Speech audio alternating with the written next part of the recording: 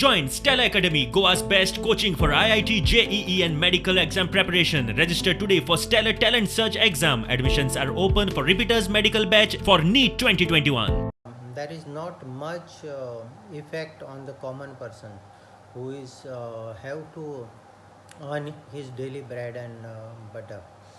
But at the same time, I would also like to request industries to be more diligent in taking care of their employees. I think it is a responsibility of individual company to see that all their employees, including the contract laborers, are properly taken care of.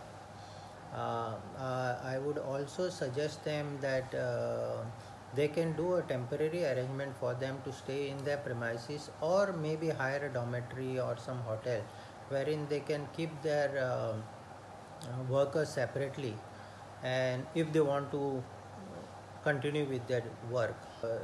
It is very difficult for the MSMEs also to sustain in this time, because it's not that you do a lockdown for 15 days and then again the people will go around doing the same things, and then again we'll end up into the same situation.